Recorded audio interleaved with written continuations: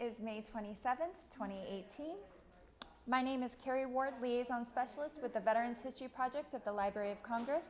We are here today at the Tragedy Assistance Program for Survivors 24th Annual National Military Survivors Seminar and Good Grief Camp in Arlington, Virginia. We are here with Karen, who's going to talk a little bit about Jeffrey, but before we get into that, may I please ask for the proper spelling of both your name and Jeffrey's name? So you spell my name is Karen Kennedy, K-A-R-E-N, K-E-N-N-E-D-Y. Jeffrey's spelling is J-E-F-F-R-E-Y, K-E-N-N-E-D-Y. Excellent. You passed the first test. Yes. All right, so we're going to start at the beginning. Can you tell us where you were born? So I was born in Sewanee, Tennessee. We lived in Winchester, Tennessee, but apparently there was a big snowstorm the day I was born, so they drove me up a mountain in an ice storm, and that's where I came. What about, did you have any other relatives who were in the military before Jeffrey? So I've got two nephews that were in the Navy. My father served in World War II. I've got I think it was an uncle in World War I. So we do have a heritage of being in the military. Would you mind just explaining a little bit your father's name and what his role was? He was Gerald Hawker Smith, and they called him Butch. And he was actually a radio guy, and he would wear the radio on his backpack. And he was one of the guys that the enemy tried to take down. Mm-hmm. I also had a uncle. I call him an uncle. Actually, he was a cousin, but he was shot down and landed in France and was put into the concentration camps. So, and he survived. He's still living today. He's probably 98 now, but he's a real inspiration to us all who was able to survive that. I have another uncle who was actually in the Bataan Death March. Mm-hmm. That was a really horrific experience, a tough time in our nation. So he came back. It was very difficult. He was a really tall guy, and he weighed, probably 130 pounds, and just emaciated. But so that's a few folks that were in my heritage, my lineage. And it sounds like you know a little bit about their history. Did they share that directly with you, or? So my Uncle Charles, who was in Bataan, he took his life just because he was, I don't know what you would call it, he was a mess when he got back. He just couldn't deal with the struggle. So I'm sure we would look back now and say he had severe PTSD. So he took his life. I didn't have the opportunity to meet him. My cousin Leon, we've talked very briefly about it, and I was talking to someone recently that, he landed in France, or that he was shot down. He was a gunner, and he was shot down, and he was interviewed, and he said when he hit the ground, the villagers came and beat him first, and during the occupation, and the thing he kept going back to is how hungry he was. He didn't really talk about the beatings or those kind of things. He talked about how they were starved. So that's. I guess you focus on just your basic needs at that point. You're just trying to survive. You're just trying to live. Yeah. Mm-hmm. Now, did you yourself ever think maybe you would pursue the military path? So when I was in high school, I played the bassoon, and that's kind of a unique instrument. There's not a lot of bassoonists. And I also played the saxophone, and they happened to need a bassoonist for the National Guard band in Nashville, Tennessee. So I had the privilege to play with those guys and girls, and I'd never enlisted, but I was like that. We need a bassoon player, and they tried. So I got to play in their jazz band, and as well as their concert band. Wow. That was really awesome. Yeah, it sounds like a neat experience for sure. Now tell us a little bit about Jeffrey. Where was he born? So Jeffrey was born in Winchester, Tennessee. He was a light of my life. I remember bringing him home thinking that it was the happiest day of my life because it was perfect, and I don't know how to explain that. He was a middle child, so he had an older sister who was 5 at the time, and but it was like I'd already gotten over that first baby thing, and I knew how to be more comfortable with a baby.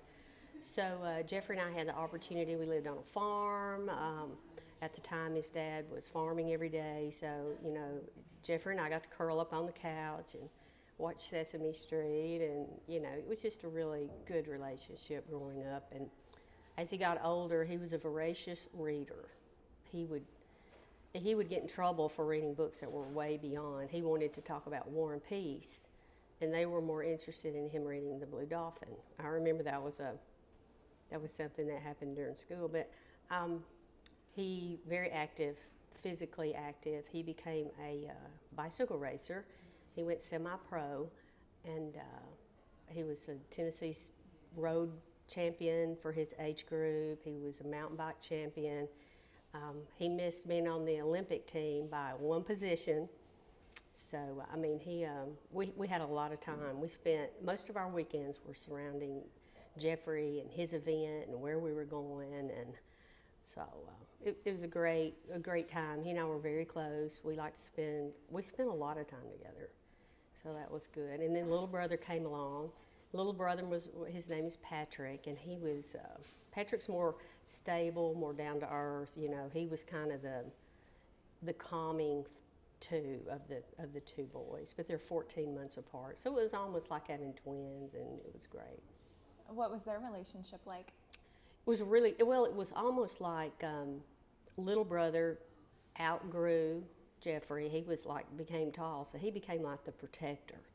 Jeffrey was the giver, and he would give my things away. He would say, "Oh, Mom, she doesn't have a bicycle. I just gave her yours, or something. So and so needs something. I didn't think you would mind if I gave it to him." And so, I mean, he was kind of the giver, and he was gotten a little, he was the speeder and the motorcycle crazy person, and just enjoyed life. He told me he lived life on the edge.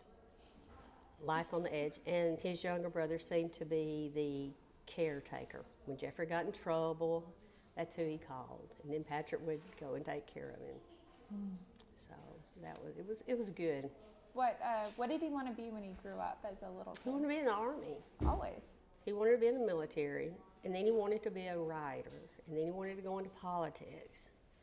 Then he wanted to be a writer, and then he wanted to go into the military. He was talking about the Marines. His dad is a Marine, and that's really where he wanted to go, but I don't know, at the last minute, he just flipped and came in one day and said, "Mom, I've joined the Army." And, what do you say? He was an adult at that point, so he said, "I'm going to do it." And he wanted to go to Ranger School. He went to, excelled everywhere he went. He went to Fort Bragg and really excelled in his class. He had a lot of kudos, especially for his physical fitness. And sent him to Benning, and he was jumping out of a helicopter and hurt his leg, twisted his leg pretty bad and his ankle, and he got dropped from the program. So, but that was okay, because then they sent him to Redstone Arsenal in Alabama, and he started learning radio skills as far as, and he didn't tell me a lot about it. He said, "Mom, I'm the guy who makes sure that the missiles don't get through." He said, "I handle the radios, the technology that shoot down the missiles." So, that's really all I could say, Mom. So I was like, okay. It's kind of neat because your father was a radio operator. Exactly. Do you think that he had that same thought I don't know that he put that together. I think he's very, very intelligent, and, he could read a manual. He was a young man that saw the project and was a big promoter, and we're going to do this. And then he would almost get to the end and was like, "Man, let's do something else now." So, what was it like when he went for boot camp? Did he share any of his experiences there? he did the first picture he sent. You know, they make them take a picture pretty quick when they get there, and they send a little message home to Mom. He looked like he had been awake for 4 weeks. He had his hat on sideways, and he said, "Mom, my hat's a little jacked up, but I'm okay, and I love you." So that was yeah. Was it hard not being able to communicate with him the way that you previously had? It was, but it wasn't, because I knew he was doing something he enjoyed, and we were writing, and he is a writer, so he did enjoy writing. Did he like poetry or anything? Yes, he did write poetry. Okay. He did a lot of things. He would write just stories, and actually some of the things he wrote about later on in his military career, I mean, you read the stories, it was almost like a diary. And he was like, day one, you know, day one was this, and day two was this. And it was very detailed, and there's a lot of feelings involved about how he felt about being there and how he was perceived by the other countrymen that were there as well. Can you share anything from that you remember? I think the one thing that really sticks out of my mind is one of his high school classmates was killed, was one of the first ones killed in one of the battles in Iraq. And Jeffrey wrote like a letter to the family, and he entitled that, "Another Flag is Folded." That's beautiful. Yeah, it's very beautiful. And he talked about how,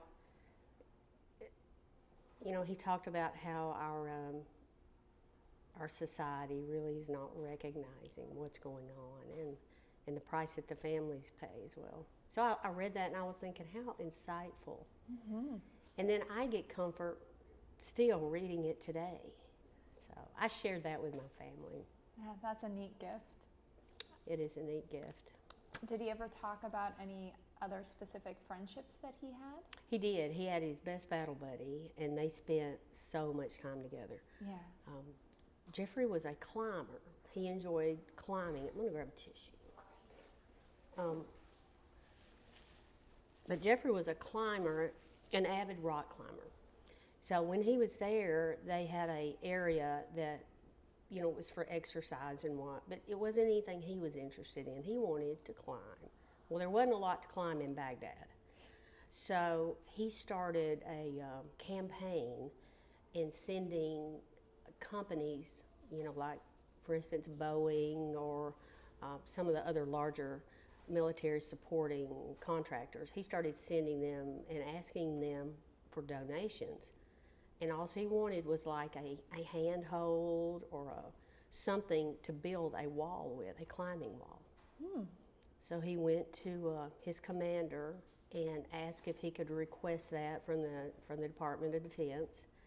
And he went through all those steps. Well, they did grant him a wall. They sent him all the parts and pieces.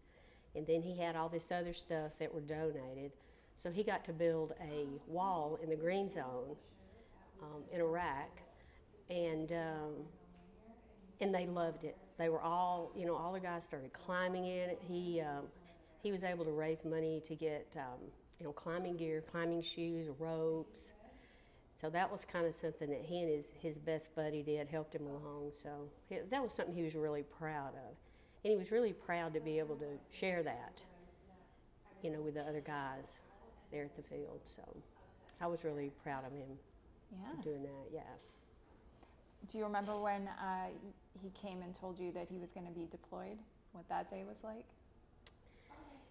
You know, it was almost like something that we had talked about kind of along the way. You know, Mom, I'm probably going to go to Iraq. You know, I'm probably going to be sent over there. So it wasn't like one big day that I remember, but it was like, you know, he's about to get out of, you know, training, and I kind of knew where it was going. So the day he deployed, I do remember I drove to Fort Riley, and they had they were having this ceremony, and afterwards, he said, "Let me show you the base, Mom." So we were riding around the base, and I remember we were going to I guess it was the stable where they keep their horses, because they have horses on that base, because it was they had a cavalry when the base first started. And on the way, I looked up on the hill and I saw they were doing a military funeral. And I said, "What is that?" He said, "Mom, they have to practice every day." He said, "Because those are the guys that are sent out to do the funerals." So that was, you know, it was just like I remember looking at that thing. We hunt, and so he was exposed to that at a young age. But I thought that was really interesting. So when he went, he was just really excited to be able to do that part. And he loved history. He knew so much about history. He really focused on like the Panzer unit out of Germany, and he knew all the pilots that were anything that had anybody written on, and talked about Chesty Puller and a lot of the military heroes. He really looked up to those guys. He didn't choose to pursue aviation? Well, I myself I have a plane. I'm just a commercial pilot, but I call it a puddle jumper. I have a little Private. A little private plane. And Jeffrey, you know people that either have it or they don't, as far as the relaxed part of it. I think he was a little too high strung. You know, he ended up not going through. So he's over in Iraq. How long was he over there for? He was over there about 14 months. Did he share what his unit's mission was? He really couldn't talk about it. He would tell me that he was having to go undercover at night out to radio towers and things like that. But he would send pictures from Saddam's castle, and so he was out and about. I think one of the most interesting things he sent me was a CD that he had sent me that he had gone out. He and a couple of his buddies had gone out and met with a group of Iraqi men that he was invited to their little house, or it was almost like they were in a tent, but it was 3 Iraqis and Jeffrey and then his buddies, and it was just like a group of guys. It wasn't Iraqis.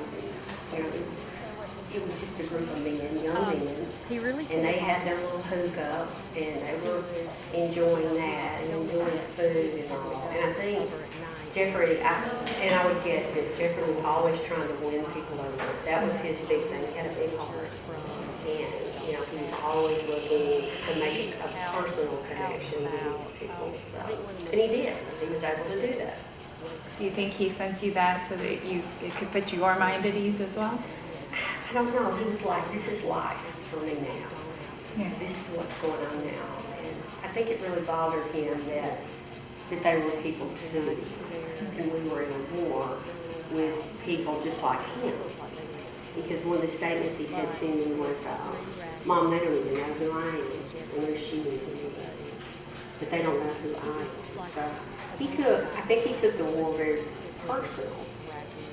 And he did his job, and he did what he had to do, but he's also seeing humans and families when on the other side of those guns and bombs. So he did share a little bit about some of the pressure he was getting and some of the stress. Very stressful, very stressful. He and I would Skype when we had the choice, or we had the opportunity, and he would get on top of his barracks. He was like, "Mom, I'm not supposed to be up here, but this has the best reception." And so one night we're Skyping, and all of a sudden I could see lights going across the sky. He said, "I gotta go, we got incoming." They just slammed his computer shut, and it's like, oh my God.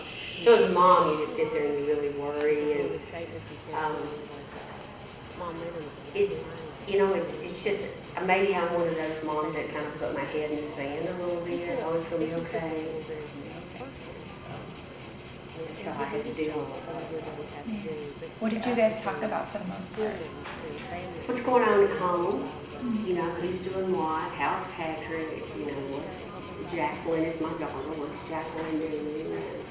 So it was a lot about that. He didn't really want to concentrate or talk about what he was doing. You know, he would say, look, we have a Christmas tree, and it'd be like a stick with shotgun shells going on it, with shells. You know, he would talk about the more positive things. That was around. He talked about his wall, his climbing, things like that.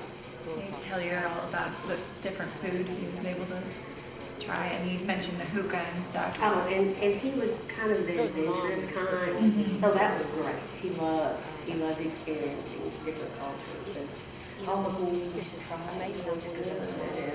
I had no idea what it was, but yeah. Do you remember where you were when you got the call or got the knock on the door? I do. I was at home, and I was sleeping, and actually, the word went through the grapevine, and someone in Knoxville, Tennessee, where Jeffrey was going to school at the time, he was working on his degree. They had heard. Well, then they drove down to my hometown, which is Winchester, which is about 3 hours away. And they were knocking on my son's door, so they told my son. And then my son came flying through the house. It's so funny, I can remember his footsteps.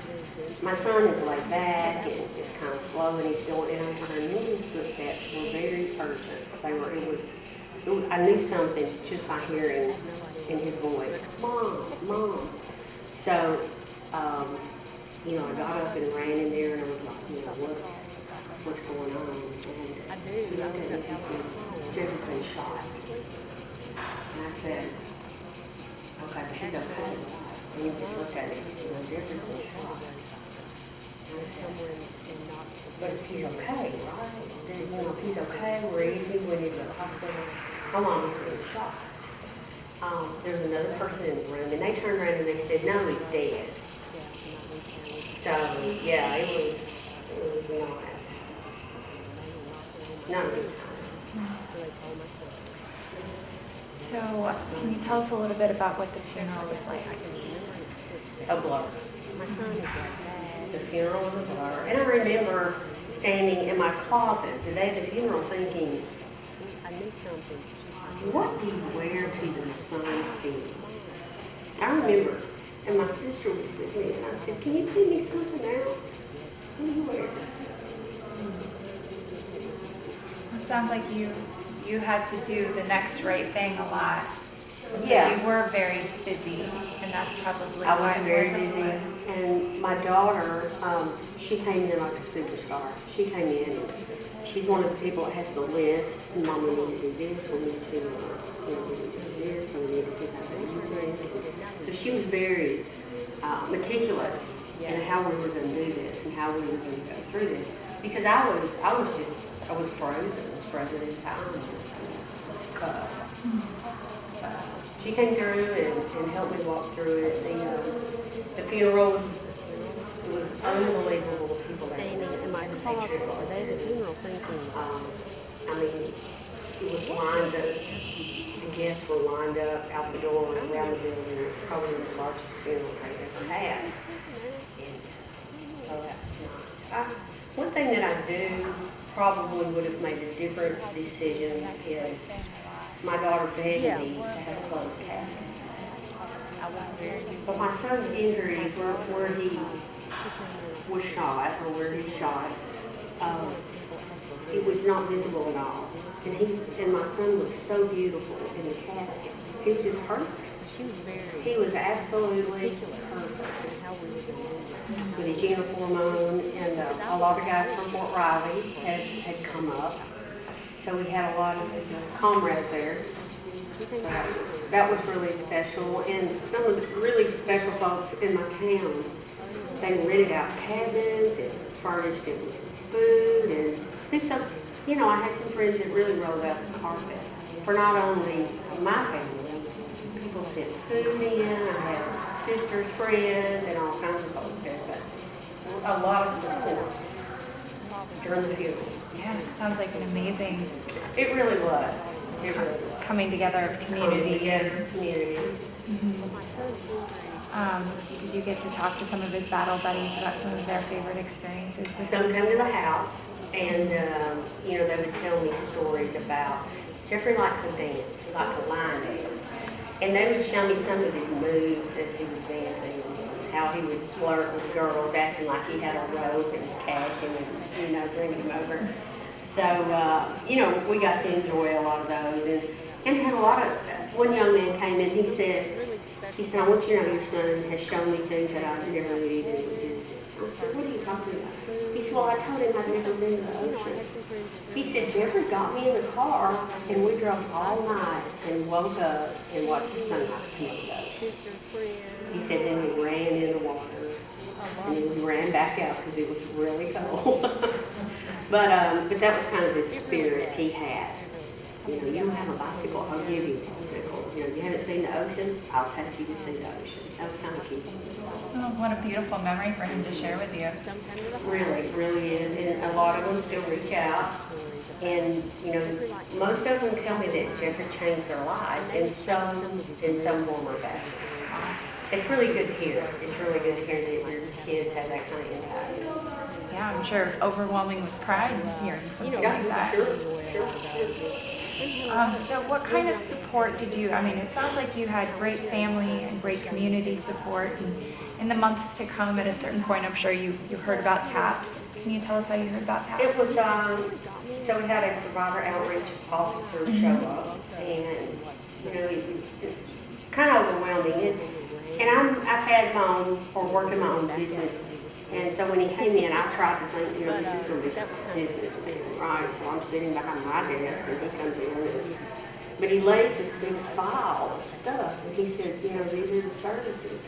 And I remember thinking, this share with you. Really is, and a lot of them still reach out, and most of them tell me that Jeffrey changed their life in some form or fashion. Wow. It's really good to hear. It's really good to hear that your kids have that kind of impact. Yeah, I'm sure overwhelming with pride hearing something like that. Sure. So what kind of support did you, it sounds like you had great family and great community support, and in the months to come, at a certain point, I'm sure you heard about TAPS. Can you tell us how you heard about TAPS? It was, so we had a survivor outreach officer show up, and, it was kind of overwhelming. And I've had my own, or worked in my own business. And so when he came in, I tried to think, this is going to be just like a business meeting, right? So I'm sitting behind my desk, and he comes in, but he lays this big file of stuff, and he said, these are the services. And I remember thinking, this is so overwhelming. So I just kind of started flipping through the pages, and then I received this box from TAPS. And it had a candle, and it had a hand note from Bonnie, and it had some really special things in it. Mm-hmm. But in there, I saw that they were having a seminar in Huntsville, Alabama. So I was desperate to find a community, because once you lose someone, it's really odd. Everybody's there kind of at the beginning, and then I don't know, maybe they're uncomfortable, they don't know what to say to you, they don't want to come and make you sad by talking about your loss. So my immediate family did not do that. My brothers and sisters stood beside me, my cousins, my nephews. So my immediate family was all there, but the community kind of slipped away. And so I knew I needed to find some kind of support. I wanted to know, how do you get through this? How do you survive this? So about 5 months out after Jeffrey's loss, I went to a TAPS event at Redstone Arsenal. I was a mess, absolutely a mess. And I was so lucky. There was a couple here that had been involved in TAPS, and they knew immediately that I was a new survivor. So they kind of took me through their wings and took care of me and walked me around and introduced me to other people. And that's where the beginning of me finding my people, as I call it, my community. Yeah. So that was really good. And, through the years, I've seen my growth. I've really seen a lot of growth. Having a peer mentor helped me.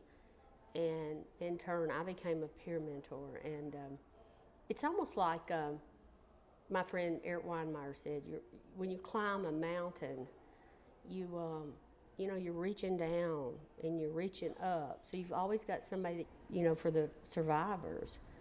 But at the same time, it's almost like you have a responsibility and you have a desire, because you know how those people feel on the other side. So you're always reaching down and you're always trying to help pull up, and then you're always striving, you know, to be like the superstar mentors they honored last night. That's where you want to be. Well, I love that analogy, not just because of everything that you've said, but also the climbing aspect of it. Absolutely. And given Jeffrey's love for climbing, I think that's great. Exactly. And when it was time to pick out a headstone for his grave, we went to the funeral home, and his father and I were sitting there, and we were looking. They were like, "We have a Georgia clay, and we've got a this, and we've got a black marble," and we just looked at each other and said, "We need a rock. We need a rock off of Pikes Peak, Colorado," because he loved that. Loved Pikes Peak. Mm-hmm.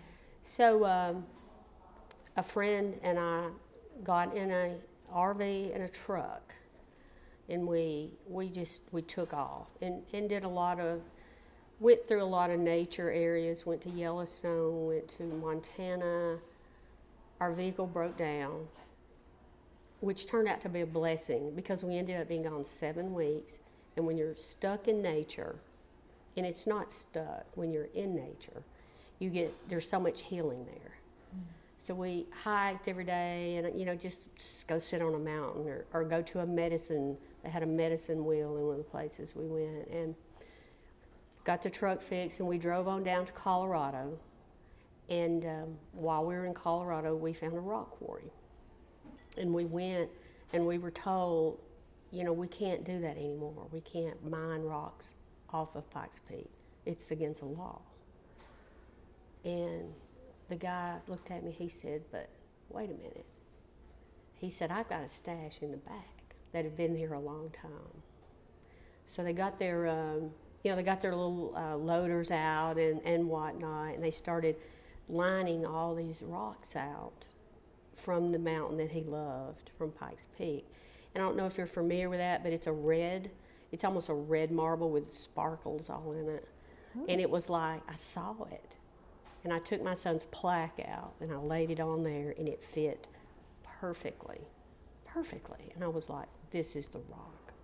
So we loaded this 600-pound rock. I mean, it was just a rock that had fallen off the mountain or something, and carried that back to my hometown. And that's what we used as his headstone. And it was so appropriate, and it didn't look like anything else in the cemetery. The cemetery is very traditional. But so I was walking out, and I turned around and I said, which one of these things is not like the other? Do you know the old Sesame Street song? And it was that rock. And I said, that portrays Jeffrey exactly how he was and how he'll always be remembered. That's a beautiful way to honor him. Yeah. And I'm sure throughout the year you do different things. Do you celebrate his birthday or? I do. I try to do something, like on his death day mainly, day of death, I try to do something different. One year my daughter took me to Iceland. You know, again, the nature thing. That's usually what I try to do. You know, we've done different things over the years, and a balloon release, that's always nice. Or just a family dinner. My daughter has her tradition. She buys a cupcake, and she'll go and light a candle on it and eat her cupcake and say, you know, happy birthday on his birthdays and things like that. Yeah. How did the rest of the family cope? I know you've found some help with taps and with nature and such, but what was their experience like? My daughter turned inward and became very busy. She's so I am 6 years, 5 months, and 26 days out from his loss. She sought professional counseling for a while, but she's not opened up yet to to taps. I think she will one day. I think she will, but just right now she's just not ready to deal with it. I think the people, and if you don't know what to expect at taps, because I guess in your mind you think it's going to be a cry group and a cry session, and there is some of that. Some of that's necessary if you're healing, but there's also laughing. So it's good to see laughing and people enjoying life, and the community.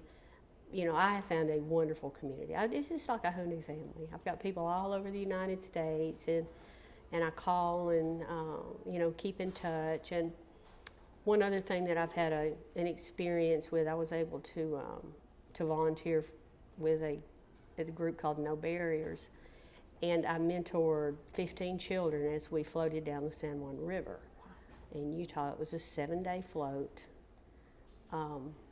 sleeping on the sandbars, and you know, and people were like, "How do you do that?" And I'm like, "Well, it's physically tough, but emotionally and mentally, it is so rewarding." Because it's just like whatever you give, it's almost like it bounces off and comes back to you twofold. So I guess sometimes I think I'm being a little bit selfish, and that I do that. Yeah, I'm going to do that. It makes me feel good. But you know, that's kind of something that runs through your head. But it's great. It's really great to have a community and where you can help young adults, especially because a lot of times they think, you know, I've lost my dad or lost my mom. Who's going to walk me down the aisle at my wedding? And they come up with all these things that, you know, who's going to go to the father-daughter dance and things like that. So it's good to try to empower them and make them realize that death does not define them. And yes, it's crappy, and yes, it's painful, but what are you going to do with that? Mm-hmm. You know, what are you going to do with that pain, and how are you going to live your life? And try to give the more, you know, the youth a bigger picture. There's a world out there. It's not just you in your hometown. Mm-hmm. There's a world. There's communities such as TAPS that can help you through. And so, you know, doing things like that has been very healing for me. Yeah. Very healing for me. Well, I think it's fantastic. So we're coming towards the close, okay. And before I ask the last couple questions, is there anything that you feel we haven't talked about that you want to make sure that we do have recorded? Probably yes. My son died by suicide, and when he came back, he did tell me, he said, "I feel like I'm an alien here." He said there's a lot of I guess people talking about material things. And he said they forget that we're at war and that we're fighting. Mm-hmm. He'd had a couple of severe concussions while he was there, and he had PTSD as well. And he was actually diagnosed by the VA. I mean, he was being treated by the VA, and so I mean, he came back. He was the same person, but he wasn't the same person. Mm-hmm. There was a little bit of, and I'm not sure even how to describe it, but things happen, and I think we need to take care of our veterans, and we need to be aware of that. Suicide prevention is in the forefront of what I feel like our military needs to be looking at right now, and figure out how to get these guys back and continue to monitor them, and possibly have communities, small groups. I think when they bring them into a big room and say, "Hey, are you all right?" and they're like, "Yeah, we're great," but I don't think that's really the right way to do it. You know, bring them in, slowly reintroduce them into day-to-day life. Mm-hmm. Try to get the anxiety down, because it's, you know, just they come back, they're very jumpy, they're very fearful. Mm-hmm.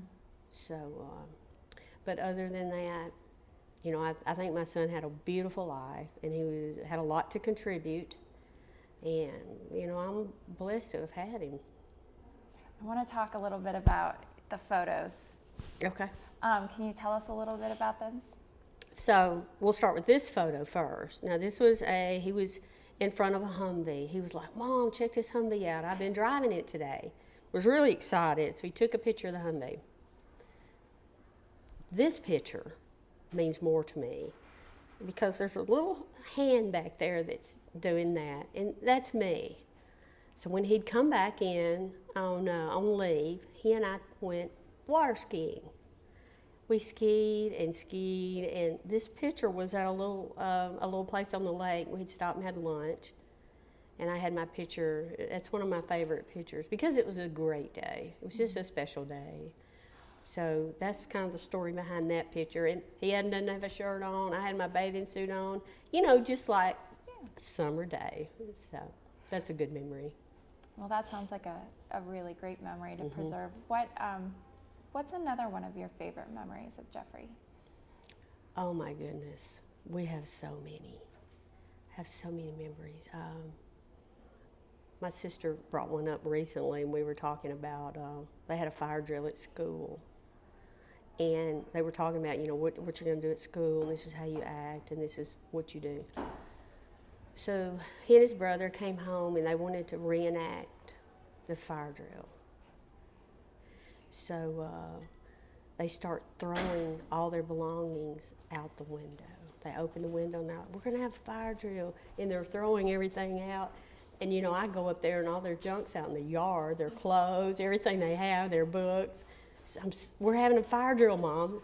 We need to practice. So that was a precious memory. Another one, he had written a book about a puppy. And the book was actually, they published it in our hometown. And he had a book signing, and the whole community, the community came in and signed his book, and that was really special. And I remember him standing there.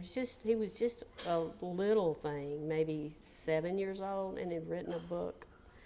So, and I do have a lot of those. I have a lot of his poetry, and I have some of his writings from, day one we've landed in Iraq, and it's hot, and, we get out, and it feels like somebody's got a hot hair dryer blowing in your face. He could say these things so eloquently, you just got sucked into these stories. He won a Templeton Award for writing. He wrote actually it was a pretty long story about his success as being a pro racer, talking about you start out with these little steps, and talking about how you're climbing that mountain on the bicycle. So a lot of things that through his life has been mountain related. That was kind of our thing. On the weekends we'd go to the mountains, we'd hike. So yeah, all it's good memories, really good memories. It seems like the not so good memories at the time, your son walks in and he's got his bicycle cleats on, and I don't know if you're familiar with that, but they've got cleats. And I remember him walking across my hardwood floors and them leaving, and I'm like, I can't believe you did that. But now, you look at those things and it's a precious memory, or a stain on the wall, or things like that. Mm-hmm. Yeah, so.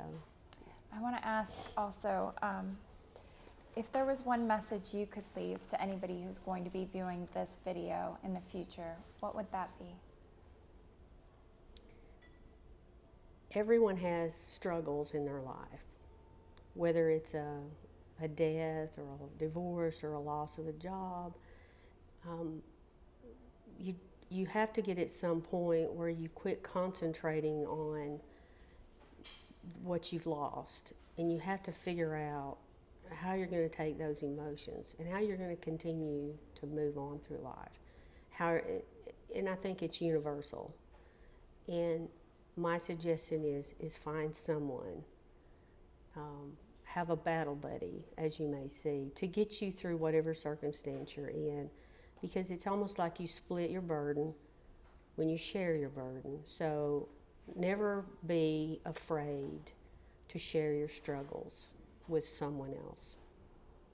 I think that was very well said. I think Jeffrey probably got some of his poetic nature from you. I want to acknowledge you for coming in and sharing your memories, and thank you so much for sharing little bits about Jeffrey with us here today. Thank you for allowing me to do that.